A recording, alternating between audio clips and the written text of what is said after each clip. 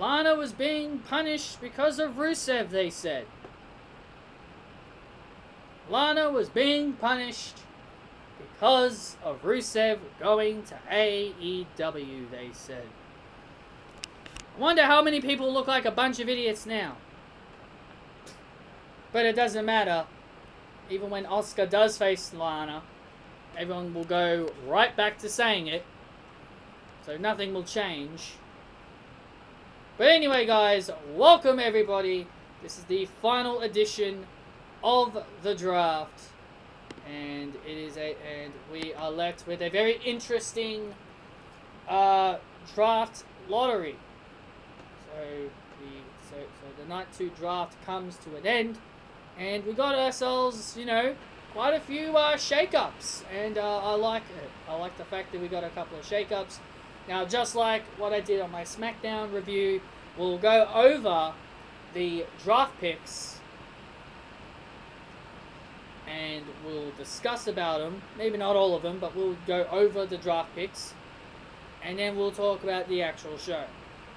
So the first overall pick was the Fiend Bray Wyatt. He heads over to Monday Night Raw, which makes total sense. It makes total sense to have him on Raw. I just think he's more of a Raw guy than a SmackDown guy. So nice pick. I thought that was a really good pick. And SmackDown keeps Bayley, which makes total sense because she's the SmackDown Women's Champion. Randy Orton remains on Raw. The Street Profits ended up getting drafted over to SmackDown, and all they did was a simple title switch. They just had the New Day pass over the SmackDown Tag Team titles, while the Street Profits passed over the Raw Tag Team titles to Kofi Kingston and Xavier Woods. I guess it's just a simple switch over, I guess. And Kofi Kingston and Xavier Woods now officially become the shortest reigning SmackDown Tag Team Champions in history, holding the titles for only 3 days. Congratulations, Kofi and Xavier, on your incredible accomplishment. Charlotte Flair gets drafted to Raw. Well, it was inevitable. I did expect Charlotte to get drafted over to Raw. I really wanted that 4 horsewomen, all on one show thing, but I kind of expected it. I'm not gonna spend half an hour on this video screaming and yelling at the top of my lungs because I didn't get what I want. That's not what I am. That's not who I am, and that's not what I do. Braun Strowman is drafted over to Monday Night Raw. I guess that makes total sense. He's way more suitable on Raw anyway. Daniel Bryan remains on SmackDown. I've now realized why we haven't seen Daniel Bryan in a long time. Is because now apparently he's a part-timer. He is now wrestling part-time. And I guess because they've got nothing for him, he's now a part-timer. Do I hate Daniel Bryan because he's a part-timer? Because I hate Brock Lesnar who's a part-timer? Well, no. Daniel Bryan has nothing to do. Brock Lesnar, the reason why I hated Brock Lesnar more as a part-timer is because Brock Lesnar was a bloody champion. If you're not a champion and you're a part-timer, I don't have a problem with you. But if you're a part-timer and a champion, then I have a problem with you. So because Daniel Bryan doesn't have a title, I'm perfectly fine with him being a part-timer. Because he's got no title, he's not holding the title hostage like Brock Lesnar does all the time. Matt Riddle is drafted over to Monday Night Raw. I don't really care about Matt Riddle I've lost a lot more respect for Matt Riddle. I never liked Matt Riddle as an in-ring performer, but because he's such a dick in real life after his wife's comments about Becky Lynch and Mandy Rose, you can kind of tell people are going to lose more respect for Matt Riddle. So, who cares that he's on Monday Night Raw? Kevin Owens is now on SmackDown. Pretty sweet. I like to see him and Sami Zayn on feuding over the Intercontinental Championship. Jeff Hardy is now drafted over to Monday Night Raw. Retribution has been drafted to Raw. I don't know why you would draft, especially Monday Night Raw, I don't know why you would draft the one stable that has been trying to destroy your brand. You would think you would hope SmackDown would take them, but hey, whatever. Retribution are on Raw. Lars Sullivan drafted over to SmackDown. I don't give a shit about Lars Sullivan. He's a terrible wrestler, and he's a terrible person. Keith Lee remains on Raw. Makes sense, because he's just arrived on Raw. Baron Corbin remains on SmackDown. Don't care. I prefer him on SmackDown anyway. Alexa Bliss, this one made me so happy, is now on Monday Night Raw. Hallelujah, ladies and gentlemen. For the first time ever, Alexa Bliss is away from Sasha Banks. Oh my God, how happy that makes me. That Alexa Bliss is finally away from Sasha Banks, considering that those two just really don't like each other. I'm so glad they're away from each other. Finally, something new and something fresh. Finally. Elias, he's now on Raw. He made his return tonight, which we'll get to. Sami Zayn is drafted to SmackDown. Makes sense because he's the Intercontinental Champion. Why would you draft? Why would you want the Intercontinental Champion on the same show as the United States Champion? You know what I'm saying? Another one that made me very happy, Lacey Evans is now on Raw as well, which also makes me happy because she's away from Sasha Banks. Shinsuke Nakamura and Cesaro remain on SmackDown. Real shame, because I actually was really hoping they would get drafted to Raw this year. Seems like Shinsuke Nakamura could be SmackDown for life. Sheamus gets drafted to Raw. And also Nikki Cross also gets drafted to Raw. I guess you could kind of consider this a happy moment as well, because we've seen Nikki Cross face Bayley so much. I guess if you're a Bayley fan, I guess you should be saying, yay, Nikki Cross is finally away from Bayley. It made sense for her to be on Raw. Dolph Ziggler and Robert Roode got drafted over to SmackDown, which was actually kind of funny because they actually wanted a Raw Tag Team title match. R-Truth remains on Raw. Don't care about the 24/7 title, so whatever. Apollo is now on SmackDown. Dabba-Kato, Mr. Raw Underground himself, is on Raw. Whatever. Titus O'Neil is on Raw. Don't know how he gets drafted, despite we never see the guy. Carmella remains on SmackDown. Disappointment. I really wanted her on Raw, but we've got to put up with Corey Graves, I guess. If Corey Graves is on SmackDown, then I guess you got to keep her there, I guess. I guess she's another one that's going to be SmackDown for life. Peyton Royce remains on Raw. Aleister Black was drafted to SmackDown, which is very interesting, which is what we'll get to later. Akira Tozawa is also drafted to Raw. So that was the on-air draft picks. We got a couple more drafts as well. We had a couple more happen on Raw Talk, and we had a couple more announced. So on Raw Talk, they announced Lana to remain on Raw, Natalya to be sent over to SmackDown, which we will get to with what happened between Lana and Natalya when we dive into the review. Riddick Moss stays on Raw. Who cares about Riddick Moss? Ruby Riott and Liv Morgan get drafted over to SmackDown, which is great news. Liv Morgan is more of a SmackDown person anyway. I feel like she'd fit much better on SmackDown. And an NXT guy who's also been on... It was Raw Underground. That's what I was trying to think of. And his name is pronounced as Arturo Ruas. I'm not sure if that's how you actually pronounce his name, but he's on Raw as well because of Raw Underground. Now we get to the other draft picks. Now Mercedes Martinez was in Retribution, but I don't know what happened. We don't know what happened to her. She was known as Retaliation in the group, but we don't know why she's not in the stable anymore. She was removed from the stable, and she was sent back to NXT. So I guess for everybody who felt bad for her, can now all rejoice that she's back in NXT. Chad Gable remained on SmackDown. The Lucha House Party, the rest of them, Gran Metalik and Lindsay Dorado, were drafted over to Raw. Billie Kay is now on SmackDown, which is great news. But that also means this is the first time ever Billie and Peyton are now separated. Because they've always been on the same brands together. Eric of the Viking Raiders is on Raw. Tamina stays on SmackDown. And Zelina Vega gets drafted to Raw, gets drafted to SmackDown, which makes sense because of Aleister Black also being drafted to SmackDown. So that's the entire draft. Now there are still more people that were not drafted, which we'll probably find out more about them as the week progresses. But now that we're done with the draft finally,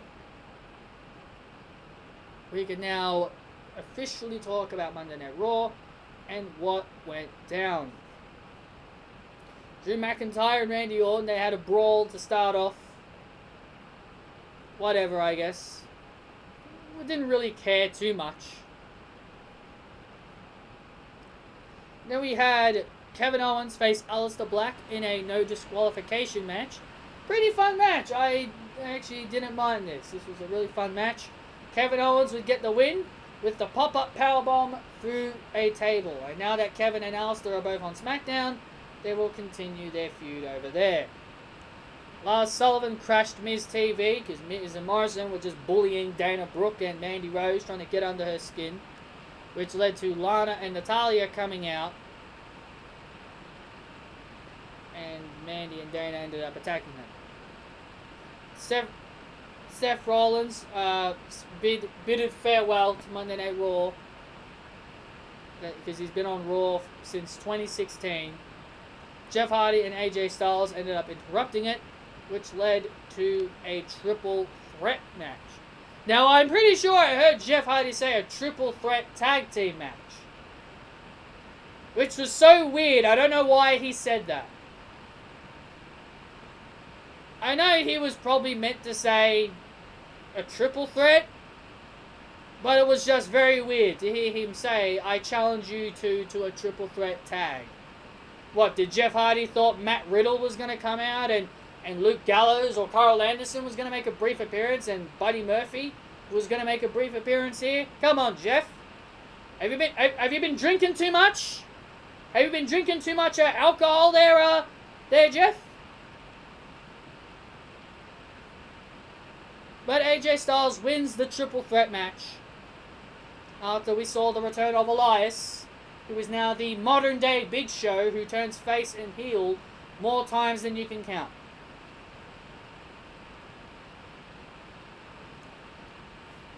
Then we had Mandy Rose take on Dana Brooke. Mandy Rose and Dana Brooke take on Lana and Natalya. Don't know where my head is. But Mandy and Dana get the win with a nice tag team finishing move, a swanton, off of Mandy Rose's shoulders. Nice technique and nice tag team maneuvers. I really like them as a team. I really like Mandy and Dana as a team. And after the match, Natalya gets frustrated with Lana because she's sick of losing, and she ends up deserting Lana, which comes back to bite her in the butt later on. We had Angel Garza take on Andrade. Angel Garza would end up defeating Andrade. Zelina Vega would come in the ring with Andrade to have a moment with him. Looked like they had a moment together. And Zelina Vega, mentioned Alexa Bliss on commentary, and out came Alexa Bliss and The Fiend, delivering 2 Sister Abigails to Andrade and Zelina Vega. And this is the last time we see Andrade and Zelina Vega together on the same show because of Aleister Black being drafted to SmackDown. Zelina Vega also goes to SmackDown with him. So this is the last time that we will see these two together.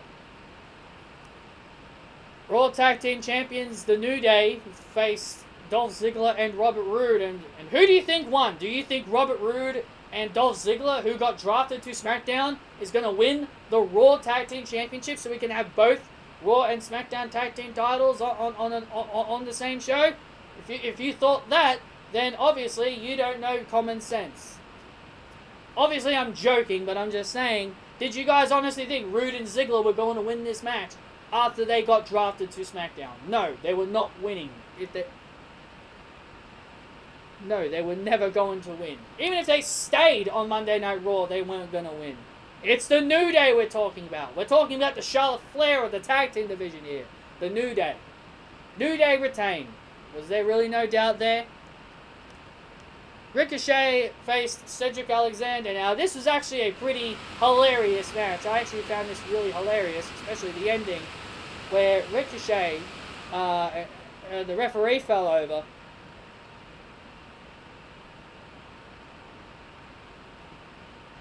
And there was a stipulation that Ricochet added, because he added this stipulation just in case if Apollo Crews was drafted to SmackDown, which he ended up getting drafted to SmackDown.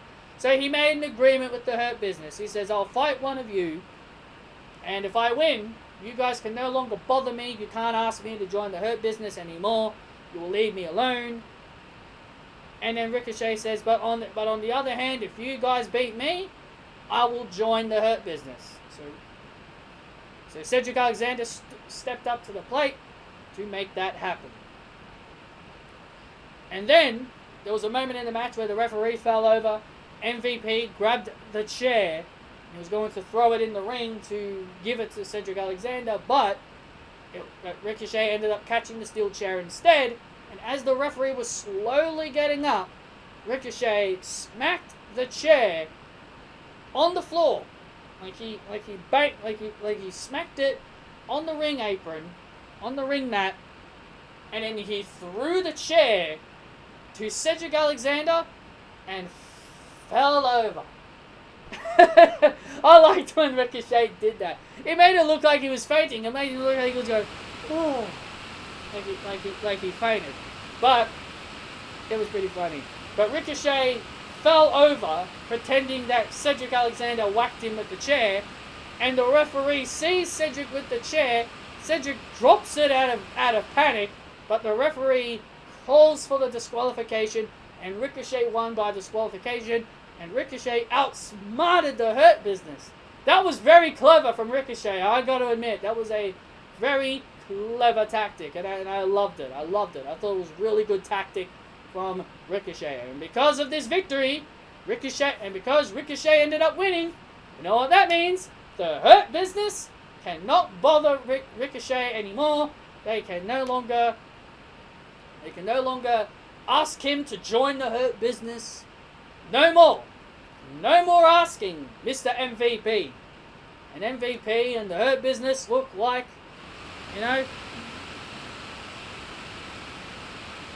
it was just pretty funny. But they can no longer bother them. So we had the dual branded Battle Royal, and it was won by Lana. Now, Lana, I guess I can tolerate Lana winning more than Lacey Evans, I guess. But I will say this. Nia Jax slammed her through the table again. Lana slammed Lana through the table again. And everybody loves to think that Lana keeps getting slammed through the table all because of Rusev.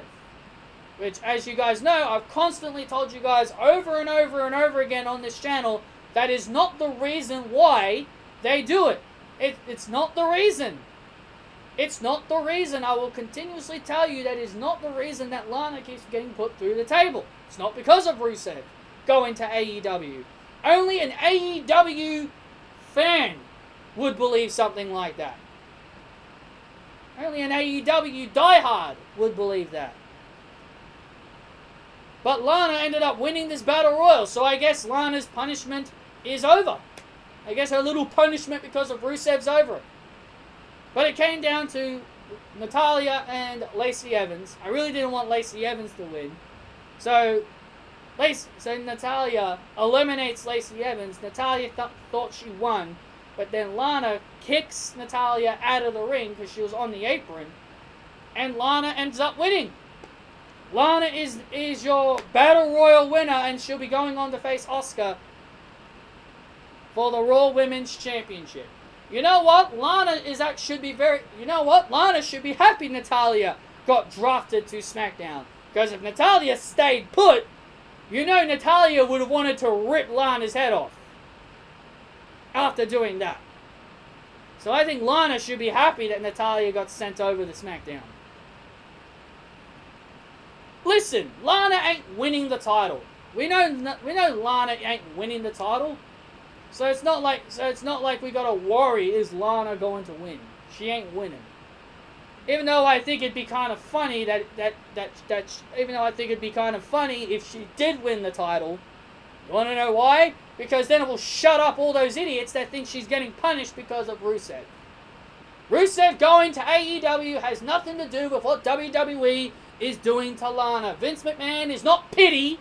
He's not petty. He's not petty. He's not doing it because Rusev's in AEW. He's not doing it for that. I've kept saying it all the time. It's not the reason why Lana keeps getting beat up.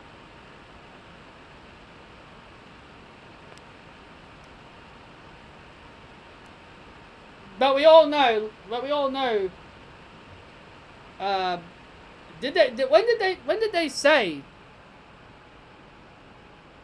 When did they say Lana is going to have this title match? Did they say it's going to happen next week? Or did they say it's going to happen at Hell in a Cell? I don't know. But they said the winner gets a title shot.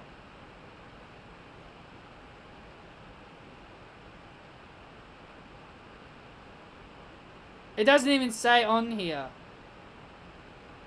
It doesn't even say on here. Well, whatever.